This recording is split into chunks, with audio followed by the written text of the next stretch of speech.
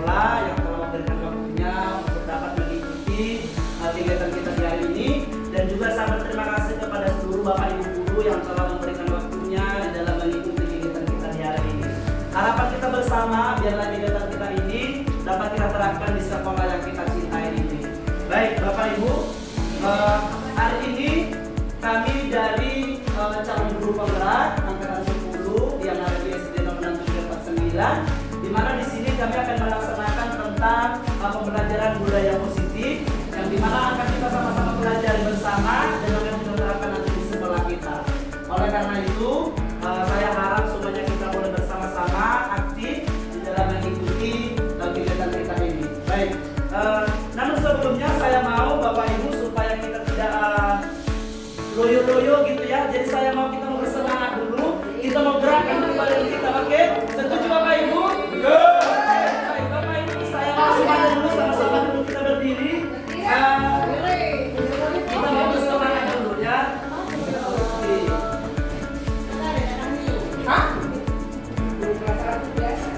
Kita mau buat gerakannya supaya panas badannya ya. Semuanya panas, oke?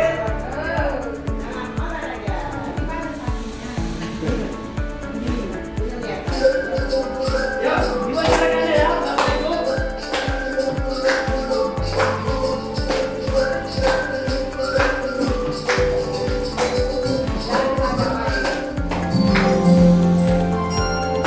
Tangan ke atas menggapai bintang, tangan ke samping burung yang terbang, tangan ke depan ikan berenang, tunjukkan langit siap berdoa. Tangan diputar, lubur-lubur tangan digunung, murah melingkar pada bulan, kanan kiri atas bawah siap berdoa. Satu jari kanan, satu jari kiri, menggabung menjadi dua, dua jembatan panjang, dua jari kanan, dua jari kiri, menggabung menjadi empat, buat kamera cepat. Tiga jari kanan, tiga jari kiri, menggabung menjadi enam, buat menara itu. Empat jari kanan, empat jari kiri, menggabung menjadi delapan, buat telinga kecil. Lima jari kanan, lima jari kiri, menggabung menjadi 10, siap berdoa.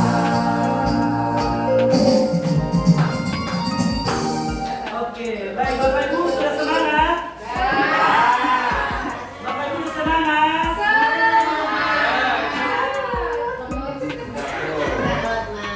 Oke, baik. Karena kita sudah bergerak ya, sudah semangat. Sekarang kita mau masuk ke pembelajaran kita.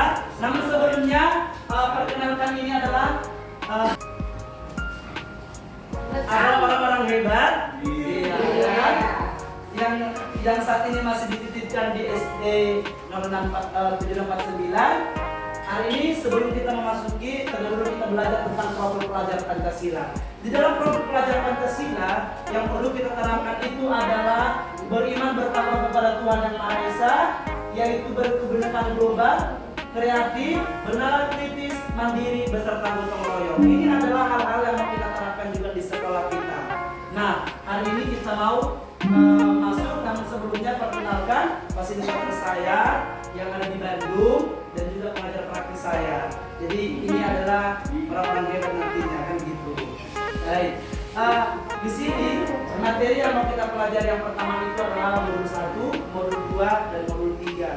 Namun di modul 1 kita yang pertama mempelajari tentang filosofi pendidikan Ki Hajar Dewantara dan juga nilai dan peran guru penggerak. Yang ketiga adalah visi guru penggerak, dan yang keempat adalah budaya positif. Kita akan memasuki materi yang pertama, yaitu tentang Bapak Ki Hajar Dewantara. Bapak Ki Hajar Dewantara adalah seorang pahlawan nasional Indonesia yang juga dikenal sebagai Bapak Pendidikan Nasional Indonesia. Nama aslinya adalah Raden Mas Soewardi Sojatmitra. Ia lahir pada tanggal 2 Mei 1889 di Yogyakarta. Jawa Tengah dan meninggal pada tanggal 26 April 1959 di Yogyakarta. Ki Hajar Dewantara memiliki peran yang sangat penting dalam perkembangan pendidikan di Indonesia. Salah satu kontribusi utamanya adalah pendirian sekolah taman siswa. Jadi yang pertama mendirikan taman siswa itu adalah Bapak Ki Hajar Dewantara. Nah, selanjutnya filosofi pendidikan Ki Hajar Dewantara ini adalah memberi tuntunan serta memfasilitasi individu untuk dapat mengembangkan segala kekuatan kodrat yang dimilikinya seperti kecerdasan intelektual, emosional, sosial, moral, spiritual agar ia mampu mencapai keselamatan dan kebahagiaan yang bermanfaat bagi dirinya dan lingkungan setempat. Selanjutnya, ini adalah jargon Ki Hajar Dewantara. Maka mungkin juga Bapak Ibu sudah pernah mendengarkan. Bahkan ini yang menjadi komitmen jadi seorang guru, yaitu yang pertama adalah ingarsa sum telada. Artinya di depan menjadi contoh atau panutan. Seorang guru itu ternyata dituntut menjadi panutan atau menjadi contoh bagi anak didiknya. Iya kan? Ini yang menjadi dituntut bagi seorang pendidik, yaitu kita Bapak Ibu. Yang kedua adalah ingmadia mangunkarsa, yang artinya di tengah memberi atau membangun semangat, niat maupun kemauan. Ternyata guru itu bukan hanya menjadi contoh, tetapi harus memberikan semangat juga kepada orang lain. Dan yang ketiga adalah tuturi handayani, yang artinya di belakang memberikan semangat atau dorongan. Jadi Bapak Ibu, ini adalah jargon Ki Hajar Dewantara yang akan diberikan kepada kita Bapak Ibu guru. Dan kita mengharapkan supaya kita bersama-sama melaksanakan ini, yaitu ingarsa sum telada, ingmadia mangunkarsa, dan tuturi handayani. Baik Bapak Ibu, saya mau kita sama-sama dulu baca jargon Ki Hajar Dewantara. Hanya yang ketiganya aja ya Bapak Ibu ya. Kita baca bersama-sama 2, 3 ya. Jargon Ki Hajar Dewantara. 1. Ingarsa sum telada. 2.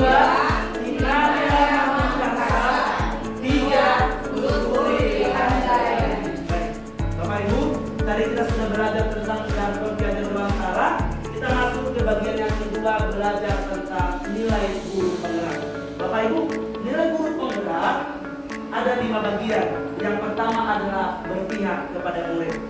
Di zaman sekarang yang mau dituntut itu adalah kita itu sebagai guru yang berpihak kepada murid. Dulu, iya kan? Dulu kalau kita mengajar udah menjelaskan, lalu kita berikan kepada murid, udah selesai. Ternyata yang dituntut nilai guru penggerak itu adalah berpihak kepada murid. Artinya bukan hanya menjelaskan saja, tetapi ternyata kita harus berperan juga kepada mereka. Itu yang dimaksud dengan guru bapak, berpihak kepada murid. Yang ketiga adalah mandiri. Jadi kita juga sebagai seorang guru juga harus mampu mandiri untuk melaksanakan apa yang menjadi tugas tanggung jawab kita. Contohnya kita itu guru SD, contohnya ya udah kita harus mandiri, mampu membawa anak didik kita mendapatkan hal apa yang mereka inginkan.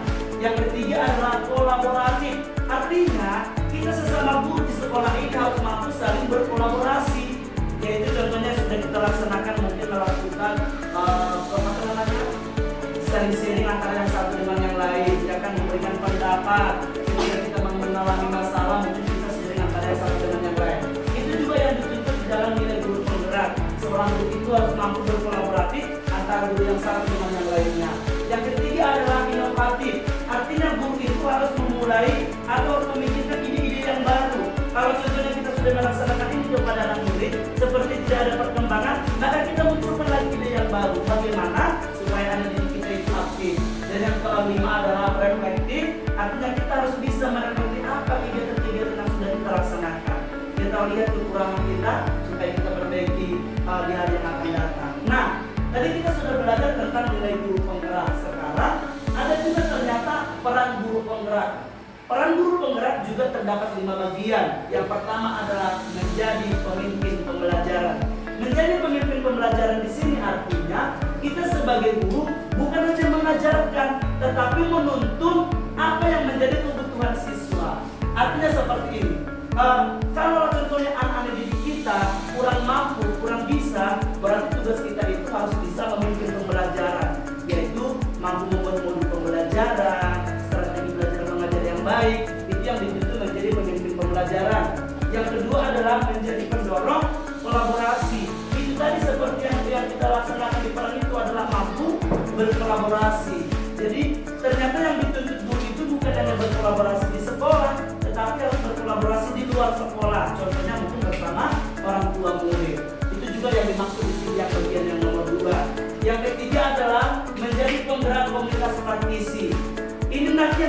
dilaksanakan dan harapan kami juga Bapak Ibu juga terbeban, yaitu menggerakkan komunitas praktisi yang akan nanti kita terapkan di sekolah kita ini. Dan yang keempat adalah mewujudkan kepemimpinan murid. Apa rupanya arti mewujudkan kepemimpinan murid?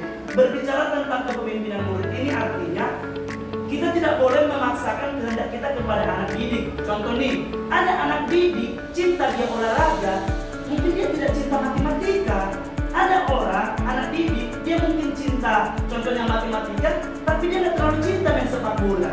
Jadi kadang-kadang kita tidak boleh memaksakan kehendak kita kepada anak didik, tapi kita harus menjadi pemimpin terhadap murid. Kalau dia contohnya cinta matematika, jangan paksakan dia pintar berolahraga. Kalau dia pintar bahasa Inggris, jangan memaksa dia pintar contohnya berseni budaya. Jangan. Tetapi kita harus bisa melihat bagaimana kemampuan si anak. Ini yang dimaksud dengan kepemimpinan murid. Kita melihat, oh anak ini pintar main bola. Oke, justru kita dukung dia. Mana tahu dia besok menjadi pemain bola kan gitu.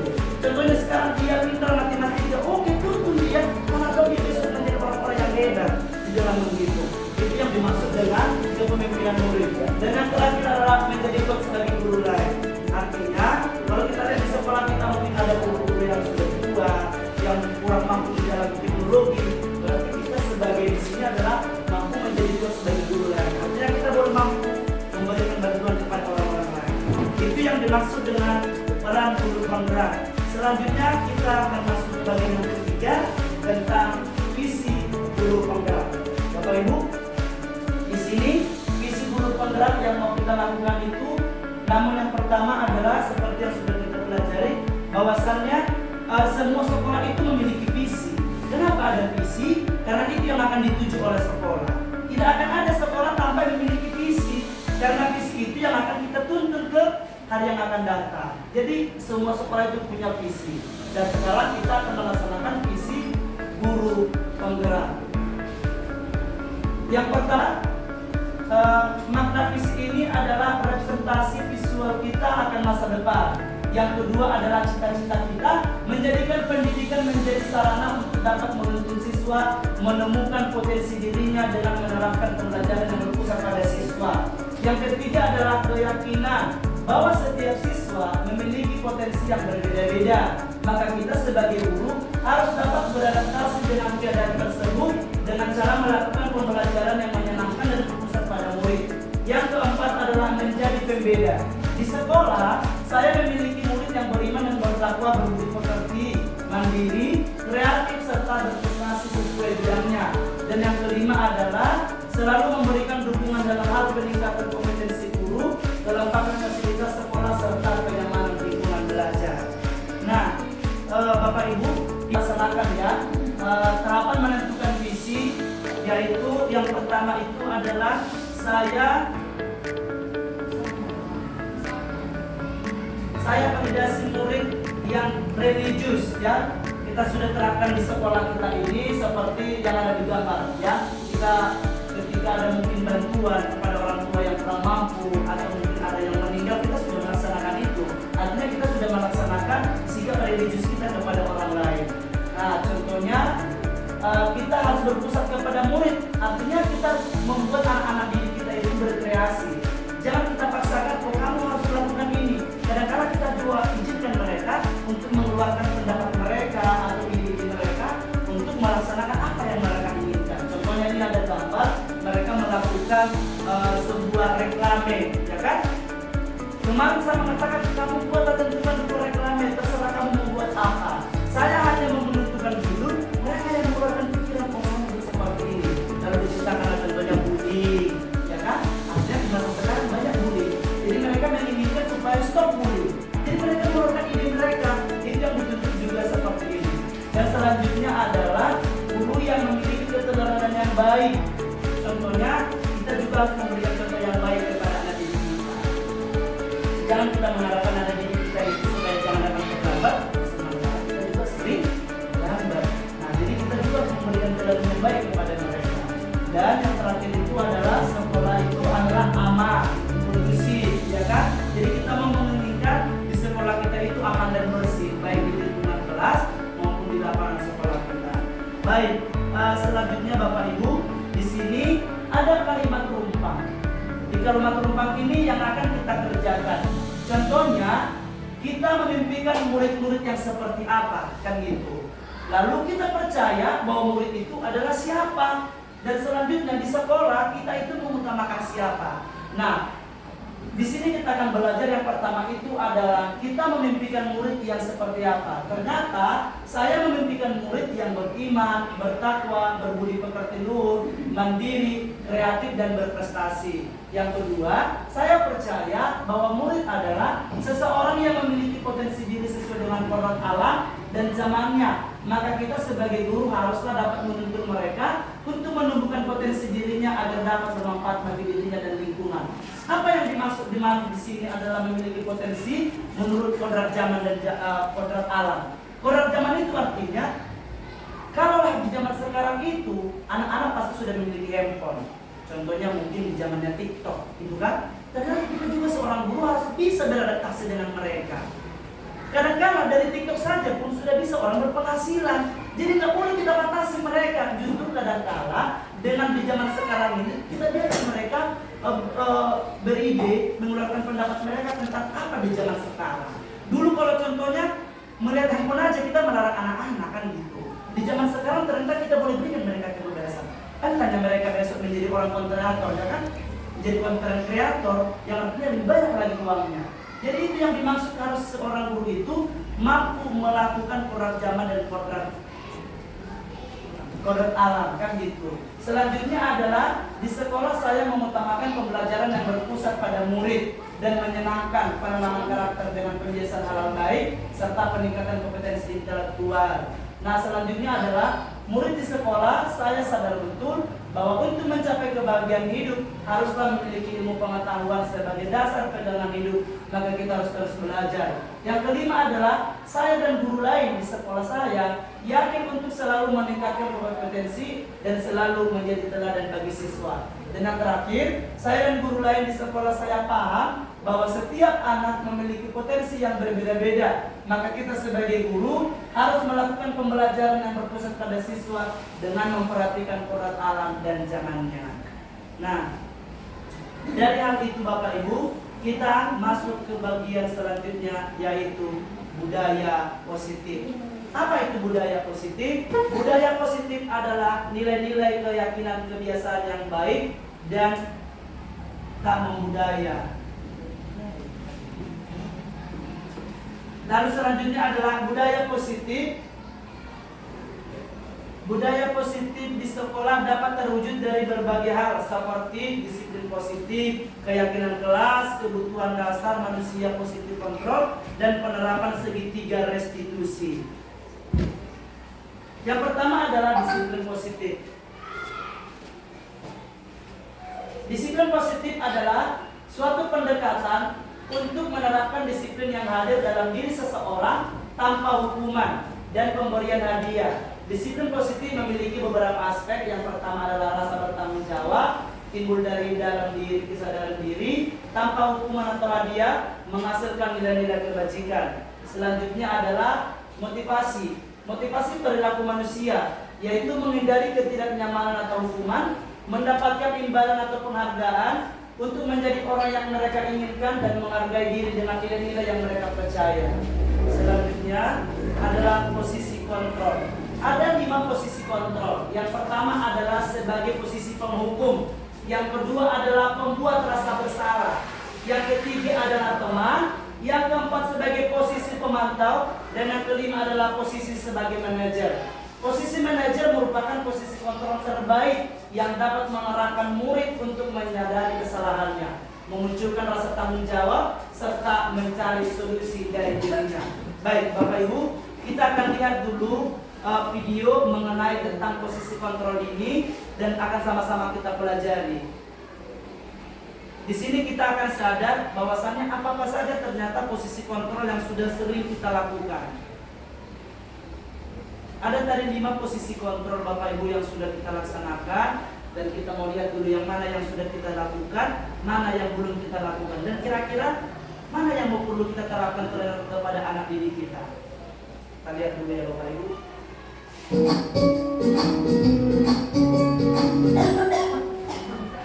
Salam bahagia Ibu dan Bapak guru hebat.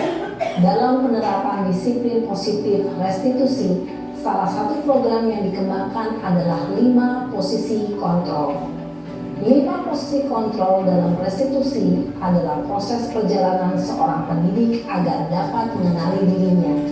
Pada video kali ini, kita akan membahas tentang 5 posisi kontrol yang dikembangkan oleh Diane Gossen dan contoh penerapannya.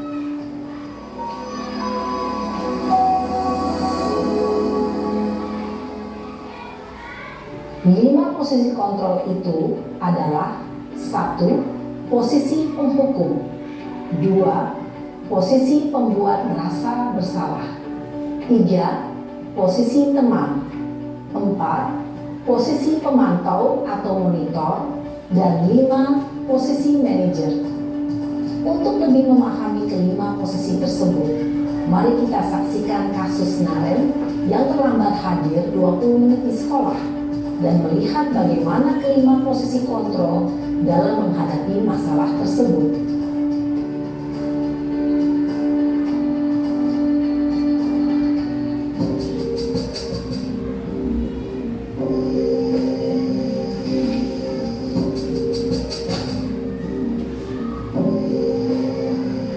Naren! Sini kamu! Selamat pagi, Bu. Selalu terlambat.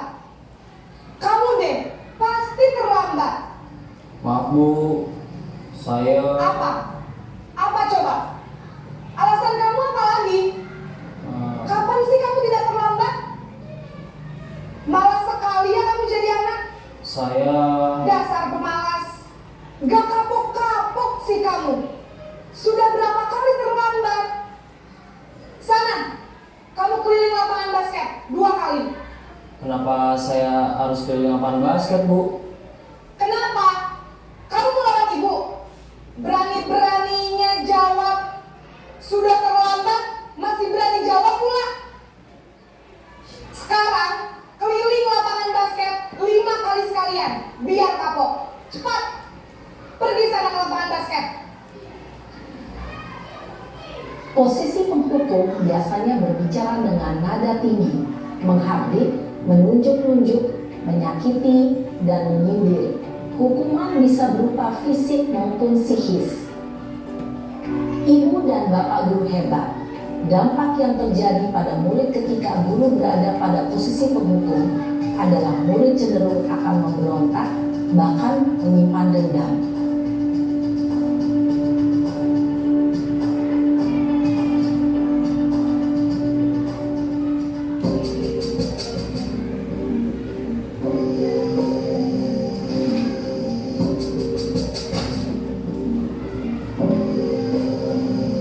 Naren!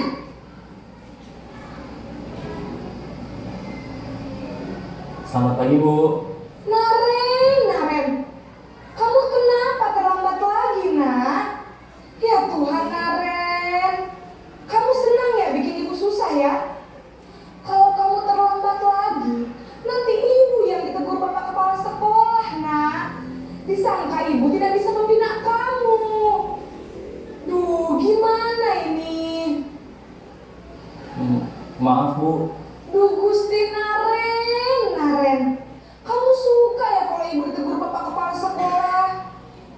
Terus, sekarang ibu harus tulis apa ini di buku absen? Ini kamu sudah sering terlambat loh. Ibu harus apa coba? Maaf, Bu. Maaf sekali. Ya sudah, lain kali jangan bikin ibu susah lagi ya nak ya.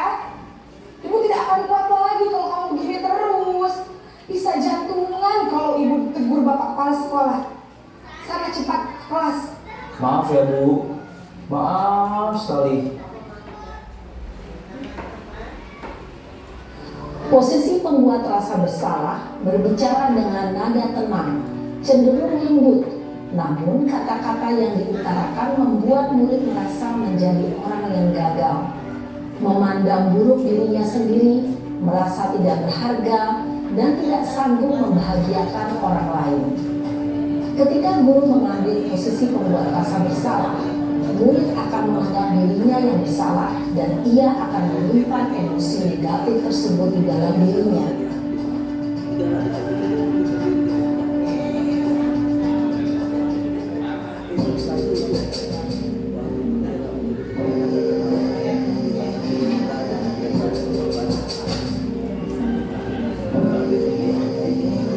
Naren,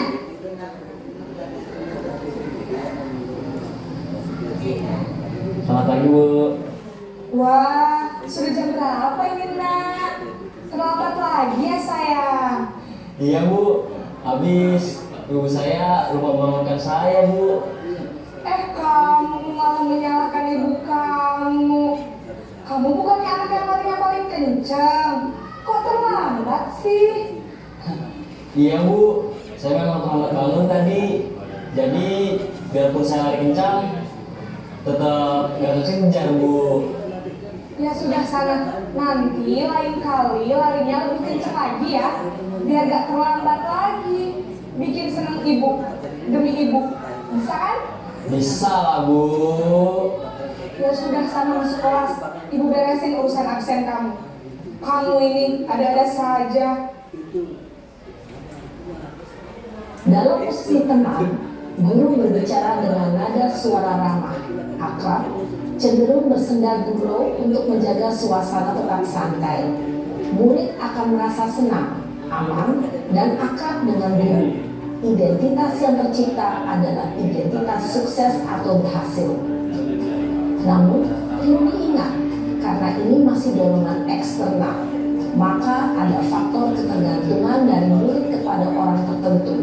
Di sini, guru absennya, sehingga di lain waktu, murid bisa berperilaku baik, namun hanya kepada orang-orang tertentu saja.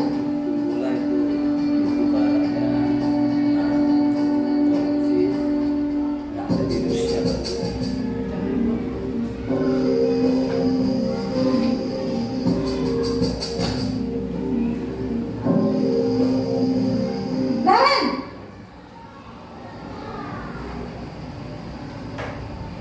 Selamat pagi Bu. Naren, apa peraturan sekolah kita tentang jam berapa kita harus masuk sekolah, nak? Kita harus di sekolah jam 7 Bu. Iya betul, sekarang sudah jam 7.20. Naren sudah tahu konsekuensinya jika terlambat hadir. Paham Bu. Saya harus tinggal kelas pas jam istirahat selama 20 menit. Iya benar, konsekuensinya demikian. Jadi nanti jam 9.30 pas istirahat, kamu harus tinggal di kelas, kerjakan tugas tambahan untuk ketertinggalan kamu, ya? Baik Bu. Posisi pemantau mengandalkan penghitungan atau data untuk mengontrol murid. Guru mengarahkan murid berdasarkan peraturan dan konsekuensi. Seorang pemantau menunjukkan bahasa tubuh dan ekspresi wajah yang datar dan cenderung formal.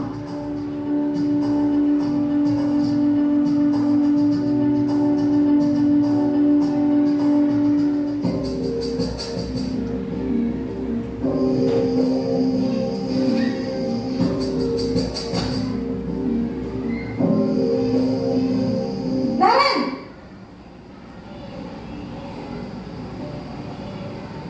Selamat pagi Bu. Selamat pagi, Naren. Maaf Bu, saya terlambat. Iya, sekolah masuknya jam 7, sekarang sudah jam 7.20. Jadi sekarang bagaimana ini, Naren? Maaf Bu, saya lupa setel alarm saya semalam. Baiklah, menurut kamu, keyakinan sekolah yang mana yang perlu kamu tingkatkan? Menghargai diri sendiri dan orang lain mungkin ya Bu. Setuju. Jadi, apakah Naren meyakini prinsip saling menghormati tersebut? Iya Bu, saya meyakininya. Apakah Naren bersedia memperbaiki masalah keterlambatan ini? Bersedia Bu. Bagaimana kamu akan perbaiki masalah keterlambatan ini? Saya akan coba untuk tidak lupa menyetel alarm saya Bu. Baik, kalau Naren lupa menyetel alarm di rumah, ada orang yang kira-kira bisa bantu mengingatkan tidak? Ada Bu, kata saya, Kak Emma. Ada lagi selain Kak Emma? Selain Kak Emma, ada ibu saya. Baik, Jadi yang mengingatkan Naren adalah Kak Emma dan ibu kamu ya. Kira-kira akan mulai start alarm kapan nih Naren? Setelah pulang sekolah, akan segera saya lakukan. Baik, jadi Naren akan setel alarm untuk bangun besok pagi dan akan diingatkan oleh kakak dan ibunda Naren ya. Ada lagi yang mungkin perlu dilakukan Naren agar tidak terlambat bangun lagi? Tidak ada, Bu. Baik Naren, terima kasih untuk kerjasama kamu. Sekarang kamu perlu kembali ke kelas untuk belajar. Baik, Bu. Terima kasih. Posisi manajer adalah posisi kontrol yang disarankan untuk membimbing murid memiliki sikap disiplin yang positif, yaitu murid yang mandiri, bertanggung jawab, dan dapat memecahkan masalah. Tujuan dari posisi ini adalah agar murid dapat berefleksi atas tindakannya. Guru akan dengan tulus memberikan pertanyaan-pertanyaan bermakna, sehingga membuat murid dapat belajar dari kesalahannya dan mencari sebuah solusi untuk menyelesaikannya. Ibu dan Bapak guru hebat, setelah mengamati adegan kelima posisi kontrol tadi, kira-kira posisi mana yang paling ideal? Posisi Oke, baik Bapak Ibu. Tadi kita sudah menyaksikan sama-sama video.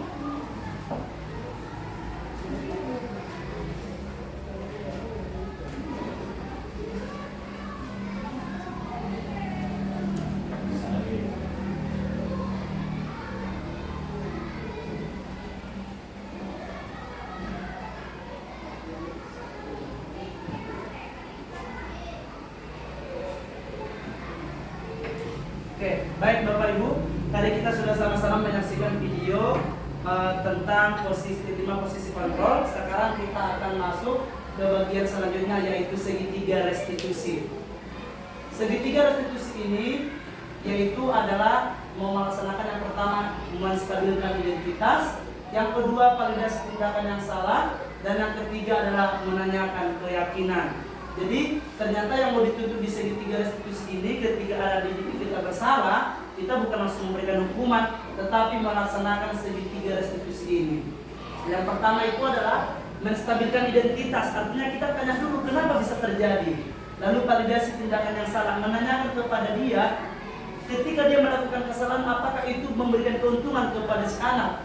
Lalu menanyakan keyakinan, artinya ketika dia sudah melakukan kesalahan, apakah dia akan melakukannya atau tidak untuk di kemudian hari.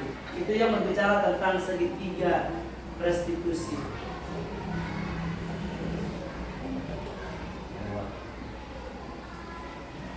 Oke, baik, selanjutnya kita akan belajar tentang keyakinan sekolah atau keyakinan kelas. Keyakinan kelas itu adalah sesuatu hal yang akan diterapkan bersama-sama di kelas kita masing-masing. Ternyata yang berbicara tentang keyakinan kelas bukan hanya diterapkan oleh anak didik, tetapi gurunya juga berperan. Jadi bersama-sama melakukan keyakinan kelas. Nah, keyakinan kelas seperti apa kira-kira yang bisa diterapkan di lingkungan sekolah kita? Contoh ini adalah menerapkan tentang disiplin, datang tepat waktu. Namun saya mau Bapak Ibu nanti akan menuliskan kira-kira keyakinan kelas apa yang mau kita laksanakan. Dan itu nanti bisa Bapak Ibu terapkan di kelas Bapak Ibu masing-masing, kan gitu. Dan nanti Bapak Ibu akan sepakat bersama anak didik kira-kira keyakinan kelas apa yang mau kita terapkan untuk meningkatkan kebaikan sekolah kita itu. Oke, baik Bapak Ibu. Ini nanti akan saya bagi. Silakan Bapak Ibu menuliskan minimal satu keyakinan kelas. Oke, dan setelah nanti dituliskan silakan Bapak Ibu tempelkan di depan supaya kita nanti diskusikan kira-kira perlu nggak keyakinan kelas itu untuk diterapkan. Ya Bapak Ibu, minimal Bapak Ibu menuliskan satu keyakinan kelas yang akan kita terapkan di sekolah kita.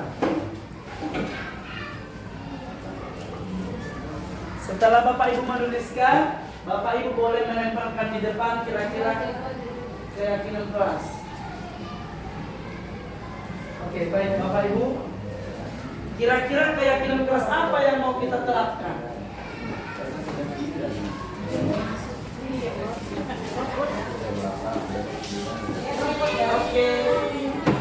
Oke, baik.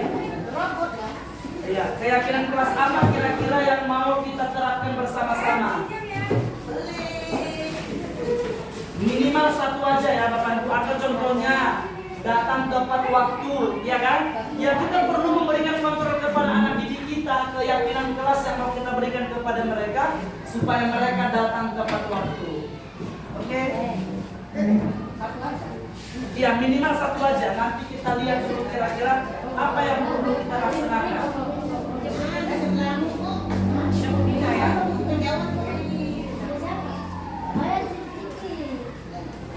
Oke, baik.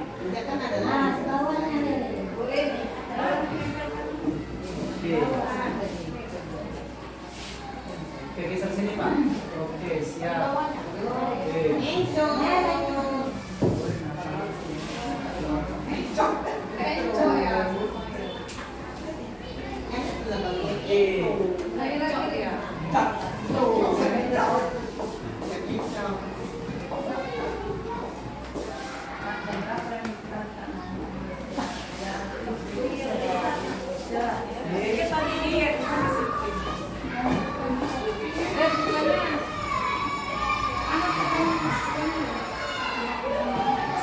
Oke, baik Bapak Ibu. Tadi berbicara tentang keyakinan kelas adalah sesuatu yang mau kita terapkan di kelas kita masing-masing. Dan jadi dari beberapa Bapak Ibu telah menuliskan keyakinan kelas.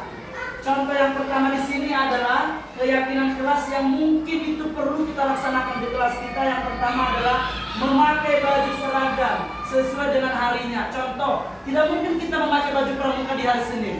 Gak mungkin kan? Nah ternyata itu juga perlu kita tekankan kepada anak didik kita. Pakailah seragam sesuai dengan harinya. Contohnya hari Senin itu pakai merah putih, ya kan? Nah selanjutnya di sini adalah tidak boleh membuli. Betul ya Bapak Ibu? Ternyata itu juga kita perlu tekankan kepada anak didik kita supaya jangan ada pembulian antara teman yang satu dengan yang lain. Yang kedua adalah membuang sampah pada tempatnya. Betul ya? Yang keempat adalah melaksanakan kebersihan kelas. Itu juga perlu kita terapkan kepada anak didik kita. Selanjutnya adalah bertanggung jawab dengan tugasnya masing-masing. Hidup gotong royong, bekerja sama untuk menjaga kebersihan kelas, hidup disiplin, dan berperilaku sopan santun kepada orang lain. Ini adalah kira-kira keyakinan kelas yang bisa kita terapkan di kelas kita masing-masing Bapak Ibu. Dan yang paling utama itu adalah yang perlu kita laksanakan adalah datang tepat waktu, iya kan? Itu juga perlu kita tekankan kepada anak didik kita supaya senantiasa datang tepat waktu. Oke, dilanjutin aja Pak. Oke. Taleman lagi ya Pak? Berapa Pak? Oke, baik Bapak Ibu. Kalau menurut Bapak Ibu kira-kira dari yang telah kita tuliskan tadi keyakinan kelas itu perlu nggak kita lakukan Bapak Ibu? Kalau menurut Bapak Ibu ketika itu terlaksana, menurut Bapak Ibu sekolah kita itu makin kondusif nggak? Iya, artinya akan terciptalah budaya positif yang baik di sekolah kita. Ternyata bukan hanya di sekolah, tetapi di lingkungan kelas juga akan terciptalah budaya positif yang luar biasa. Baik Bapak Ibu, dari apa yang telah kita pelajari, yang sudah kita dengarkan tadi, bahwasannya tentang filosofi pendidikan Ki Hajar Dewantara, nilai dan peran guru penggerak, visi guru penggerak, dan yang terakhir itu adalah budaya positif. Harapan kita apa yang telah kita terima di hari ini boleh kita laksanakan bersama-sama untuk meningkatkan kebaikan sekolah yang kita cintai ini. Oke, baik Ibu. Bapak Ibu, karena dari tadi kita sudah agak-agak menegangkan ya dalam pembelajaran, jadi supaya kita menggerakkan badan lagi, semuanya sama-sama berdiri dulu. Kita mau senam pinggir dulu ya. Oke, kita mau senam pinggir. Oke, baik Bapak Ibu. Boleh kita lihat dulu Pak? Kita sama-sama ya.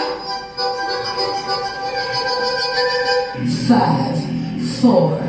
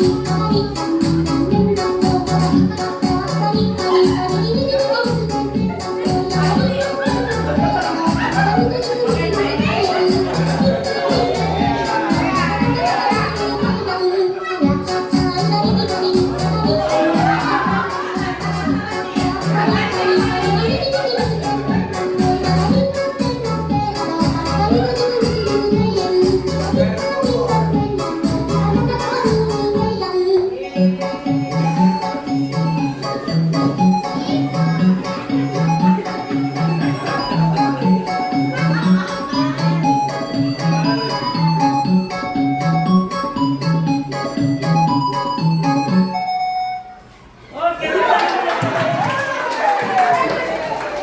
Oke, baik Bapak Ibu. Tidaklah kita berakhir di ujung kegiatan kita.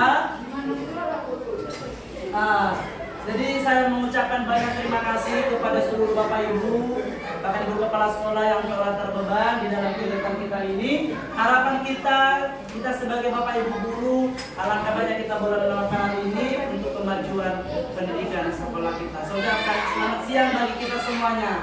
Selamat siang.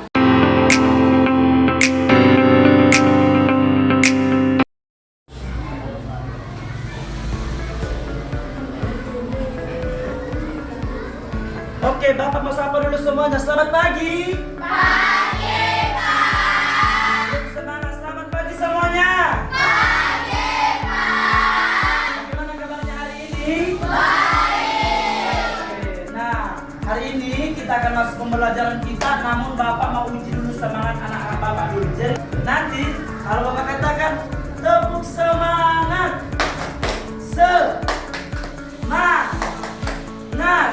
Semangat gitu ya, sambil kamu berdiri. Oke?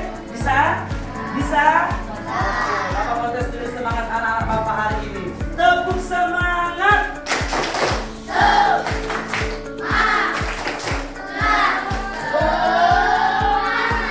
Sambil berdiri, gak ada semangat seperti nenek-nenek yang belum berlawan 7 tahun. Ulang, belum semangat anak-anak Bapak. Nanti langsung kamu berdiri. Bisa? Karena kita mau belajar tentang budaya positif, jadi kita mau ciptakan dulu positif yang ada di ruangan kita. Oke, Bapak mau tes sekali lagi dulu. Tepuk semangat.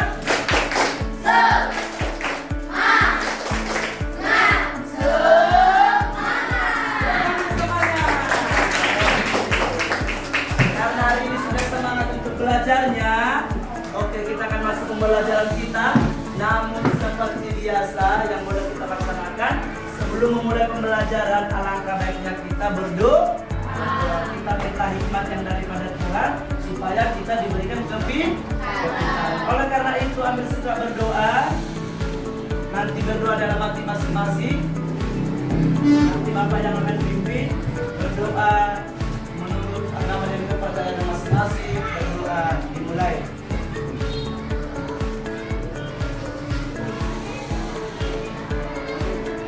Berdoa selesai. Oke, baik. Hari ini kita akan belajar tentang budaya positif. Kenapa kita belajar budaya positif? Karena ini sangat berpengaruh kepada masa depan kita, terutama di dalam kelas kita. Nah, apa rupanya tentang budaya positif? Kamu perhatikan yang ada di depan. Yang pertama kita akan belajar tentang keyakinan kelas. Apa rupanya keyakinan kelas? Berbicara tentang keyakinan kelas merupakan sesuatu yang dapat diterapkan di lingkungan kelas tersebut. Ingat ya, keyakinan kelas merupakan sesuatu yang dapat diterapkan di dalam kelas tersebut. Nah, ini adalah kelas kita, ya kan? Jadi kita mau buat keyakinan kelas yang ada di ruangan kita. Siapa yang menikmati ketika kita melaksanakan keyakinan kelas? Berarti kita bersama. Oke? Siapa yang melaksanakan keyakinan kelas ini? Yaitu murid dan guru. Nah, Namun hari ini kita akan menuliskan keyakinan kelas apa yang mau kita laksanakan.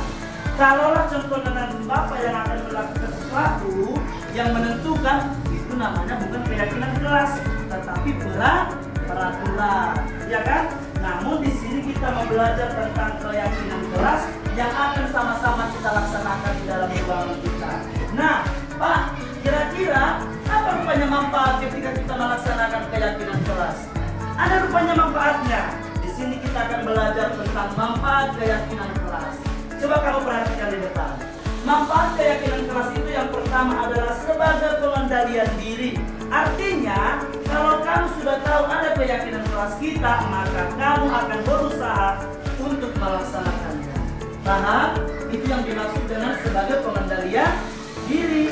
Yang kedua adalah meningkatkan motivasi belajar. Kamu menjadi motivasi untuk belajar. Yang tadinya kamu sering datang terlambat, ya kan? Ketika kita nanti akan melaksanakan keyakinan kelas, kamu memiliki motivasi untuk selalu datang ke tempat waktu. Kira-kira seperti itu, ya. Yang ketiga adalah menciptakan lingkungan belajar yang positif. Jadi kalau nanti kita akan melaksanakan keyakinan kelas kita, Bapak yakin di dalam ruangan kita ini akan tercipta budaya positif, saling menghargai dan sebagainya. Itu yang dimaksud dengan manfaat budaya positif atau keyakinan kelas kita. Yang keempat adalah meningkatkan kerjasama dan gotong royong murid. Jadi kamu tidak boleh mementingkan diri kamu sendiri. Sekalipun kamu pintar, kamu itu juga harus perlu bermanfaat kepada orang lain. Orang pintar bisa membantu orang yang kurang mampu, gitu ya. Jadi itu manfaatnya. Jadi sangat banyak manfaat budaya positif dan akan mau kita laksanakan hal ini di dalam ruangan kita ini. Oke? Nah, coba kamu perhatikan di depan. Nah, inilah kira-kira contoh keyakinan kelas. Contoh nih, hormati gurumu. Bapak mau tanya dulu, kira-kira gurumu hanya Bapak sendiri kan? Kira-kira kalau kelas 6C, 6B gurunya itu gurumu juga? Iya, artinya bukan hanya Bapak, tetapi semua guru yang ada di lingkungan sekolah kita harus kamu hormati. Itu adalah termasuk keyakinan kelas kita, ya kan? Inilah contohnya. Yang kedua lagi, tidak berkata siapa di sini sering berkata kotor? Ada di sini? Gak ada? Bagus ya. Ternyata itu juga termasuk keyakinan kelas. Halo, nak, kenapa? Batu. Iya. Yang kedua tadi apa? Apa tadi yang kedua? Apa tadi yang kedua? Tidak berkata kotor. Yang ketiga saling menyayangi. Gak boleh berantem. Iya, gak boleh berantem. Yang keempat, toleransi. Tahu nggak toleransi ini? Saling menghargai, baik berbeda agama, baik berbeda suku, iya kan? Harus saling menghargai. Mana tahu mungkin kamu orang kaya, temanmu mungkin seperti biasa-biasa saja, kamu juga harus saling menghargai dia.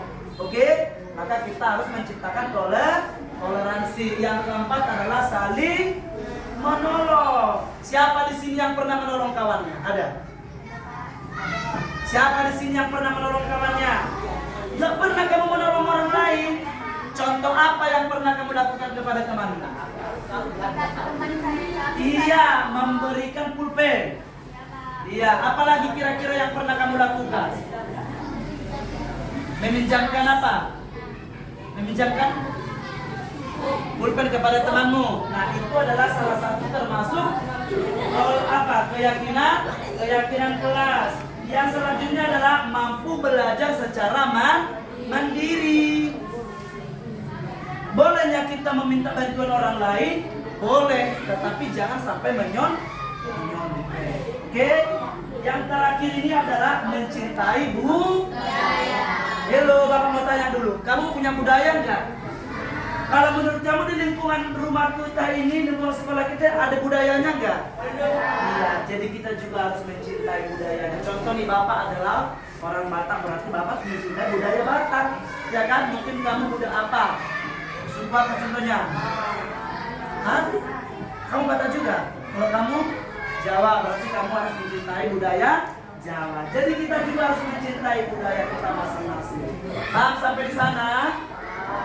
Paham sampai sana nggak Bapak?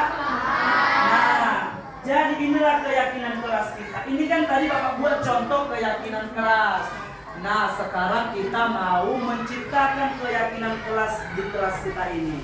Kira-kira apa rupanya yang ada di pikiran kamu, Pak? Tadi kan ini sudah banyak nih keyakinan kelas yang Bapak buat contoh. Ternyata masih ada loh Pak yang perlu kita lakukan yang belum Bapak buat.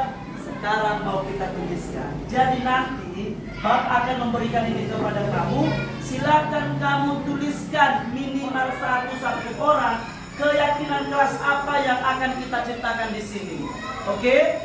Boleh yang sudah ada di depan, boleh juga yang belum ada, ya kan? Jadi sekarang kamu pikirkan dulu kira-kira, oh saya maunya seperti ini ruangan kami. Oh saya maunya kelas kami seperti ini. Nah di situ yang akan kamu lakukan nanti. Paham? Nah Bapak akan bagi ini, silakan kamu tuliskan dengan cepat. Kalau sudah siap kamu tuliskan, langsung kamu tempelkan di depan. Nanti kita akan melihat apa rupanya keyakinan kelas yang akan kita laksanakan. Jadi bukan hanya Bapak yang menentukan, tetapi kamu juga menentukan keyakinan kelas apa yang mau kita laksanakan. Paham ya? Oke. Langsung ditulis.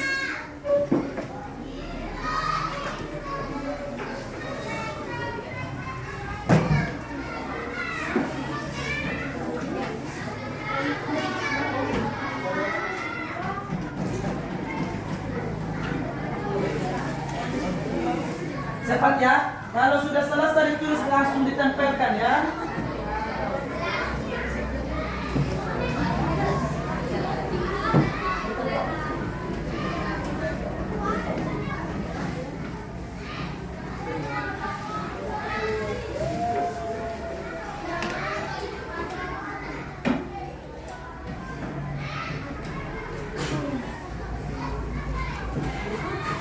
Oke. Minimal satu aja. Boleh yang ada di depan, boleh yang ada di pikiran kamu. Mana tahu kamu memikirkan, maunya ruangan kami seperti inilah, kelas kami maunya seperti ini, ya. Ya, kita mau kerjasama dulu menuliskan keyakinan kelas kita. Jadi nanti setelah kita tulis, kita akan sepakati bersama-sama dan akan kita laksanakan bersama-sama dalam ruangan kita. Udah siap? Yang udah siap langsung ditempelkan, ya.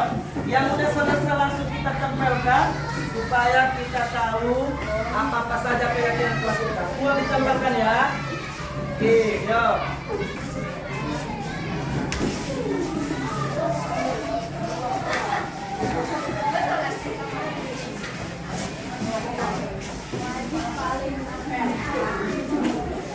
Ada yang udah duduk, yang udah selesai duduk.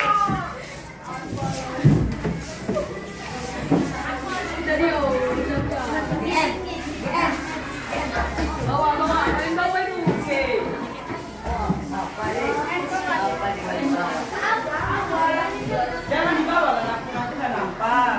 Di atas aja, di atas. Pak, udah, angkat aja, pindahkan aja, pindahkan. Dan, oke.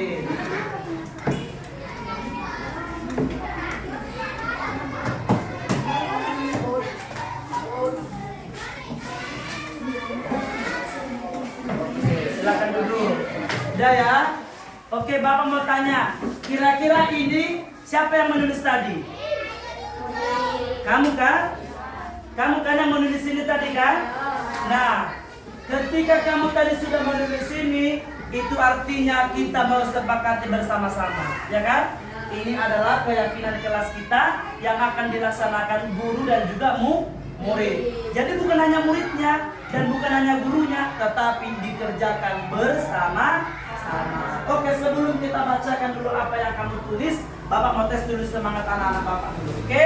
Supaya semangat lagi proses pembelajarannya. Oke.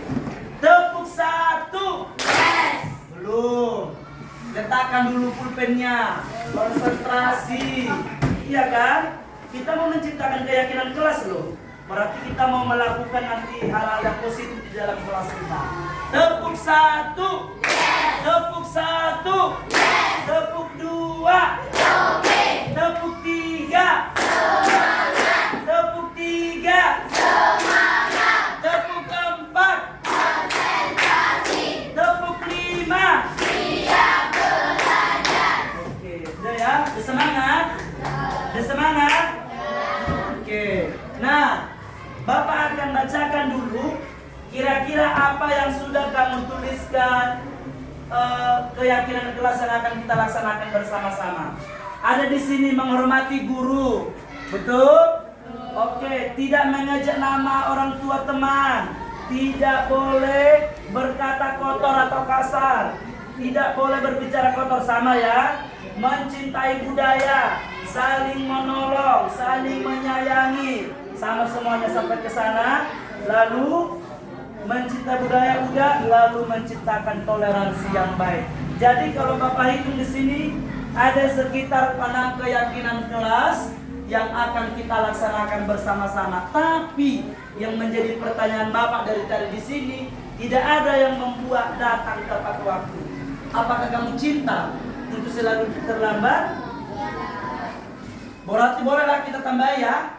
Nanti kita tambahi bahwa murid harus datang tepat waktu. Oke? Jadi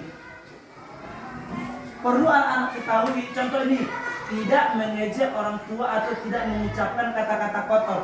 Kita ganti kata tidak ini karena kita mau melaksanakan budaya positif. Kita ganti tidak ini menjadi sopan santun. Sopan santun itu artinya tidak mengucapkan kata-kata kotor tadi. Jadi nanti di budaya positif kita tidak berkata, tidak ada kata tidaknya lagi, tetapi menggunakan sopan santun. Oke? Sepakat? Sepakat anak Bapak? Oke, jadi dari semua ini kita mau akan laksanakan ini. Jadi silakan dulu kamu tulis. Yuk silakan kamu tulis di buku kamu kira-kira keyakinan kelas yang sudah kita sepakati tadi. Yuk silakan ditulis.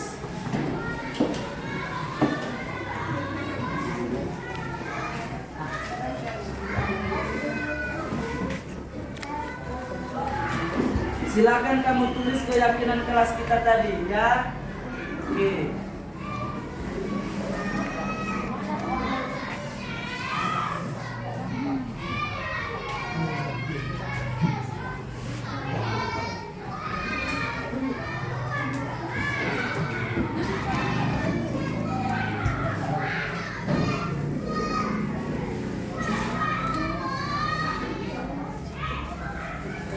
Nah, lihat yang di depan. Ini adalah keyakinan kelas yang sudah kita sepakati. Dan nanti ini kita akan buat poster supaya kita melihat bersama-sama.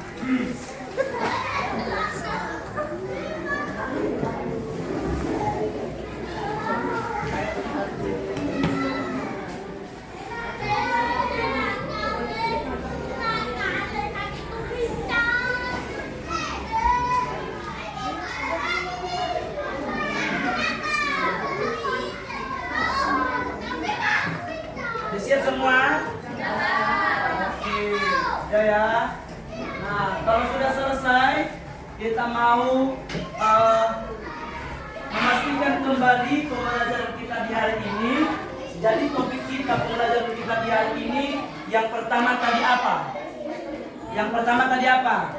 Keyakinan kelas. Tadi kan kita sudah tahu ya, bahwa keyakinan kelas itu adalah sesuatu hal yang akan dilaksanakan di dalam kelas masing-masing. Oke, nah setelah itu baru ada manfaatnya. Ada berapa tadi manfaatnya Bapak jelaskan? 4. Lalu cara menyelesaikan masalah. Oke, nah dari pembelajaran kita di hari ini, Bapak berharap kamu dan kita bersama-sama melaksanakan supaya terciptanya budaya positif di dalam kelas kita ini. Oke? Paham? Jadi kalau kita sudah melaksanakan keyakinan kelas, Bapak yakin semuanya menjadi orang-orang yang luar biasa. Tidak ada lagi masalah di dalam kelas kita karena tadi sudah saling menghargai, saling menyayangi, hidup toleransi, datang tepat waktu, sopan santun lain sebagainya. Dan harapan Bapak, marilah kita laksanakan bersama-sama untuk meningkatkan hal-hal yang baik di dalam kelas kita. Oke? Nah, sampai di sini pembelajaran kita. Jadi karena kita tadi sudah memulai di dalam doa, maka langkah baiknya juga pembelajaran kita ditutup dalam doa. Oke? Semuanya ambil sikap berdoa. Marilah kita berdoa menurut agama dan kepercayaan masing-masing. Berdoa dimulai.